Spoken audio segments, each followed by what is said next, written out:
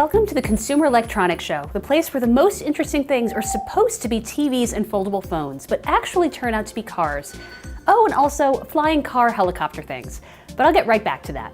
Tuesday marked the official first day of the show following a couple days of press conferences, and we're devoting all of today's episode just to the cool auto and transportation related stuff we've seen. First up, that so-called flying car, which is more of a flying cab. As part of its plan to launch airborne taxis by 2023, Uber is teaming up with Hyundai, which is supplying the aircraft. If you recall, Uber has actually struck similar partnerships before with aviation giants like Bell, Boeing, and Embraer, but Hyundai is its first partner in the automotive space. So what does the automaker come up with? An all-electric vehicle that can take off and land vertically and hold up to 4 passengers. Hyundai says they can reach top cruising speeds of 180 miles per hour and handle trips as far as 60 miles. This wouldn't be door-to-door service though. It would operate more like an airborne bus with, quote, hub locations on the ground that would connect flying taxis like Uber's to ground-based self-driving vehicles. If the idea of hopping into a self-driving helicopter-type aircraft strikes you as a little reckless, Hyundai kind of agrees. There'll be a pilot on board, at least to start, though the idea is for these aircraft to eventually be fully autonomous. Moving on to one of the most surprising things we've seen this whole week, Sony unveiled an electric car. Yes, an actual car. The prototype vehicle is the first thing to come out of Sony's Vision S mobility initiative.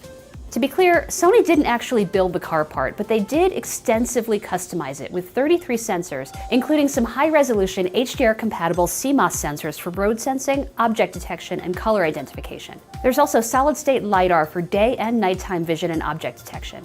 And then there's radar for relative velocity detection and distance sensing. Then there are time-of-flight or TOF sensors embedded inside that can detect and recognize people and objects inside and outside the car. The car's autonomous driving skills are level 2 at this stage. This means the system can take full control of accelerating, braking, and steering, but the driver needs to monitor the car to respond if the system fails.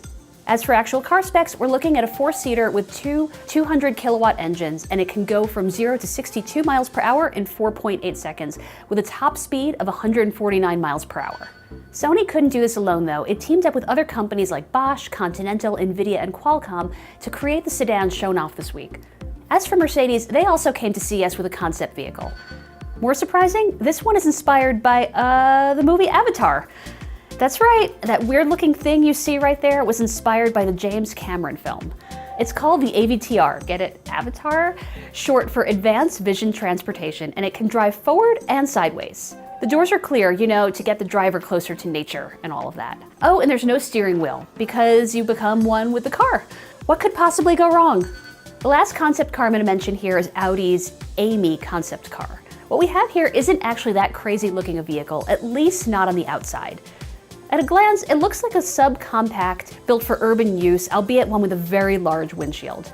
The inside, though, looks more like a living room than a car. The goal is to create a relaxing riding experience, which Audi is trying to accomplish both through a smooth ride and a relaxing environment. Rounding out the list, I told you I had enough for a full episode. BMW is showing off an AR windshield, and Bosch has a virtual sun visor. Pretty cool stuff. And that's all she drove, huh? Team Engadget will be on the ground in Las Vegas through Thursday, and on that last day we'll be announcing the winners of the official Best of CES.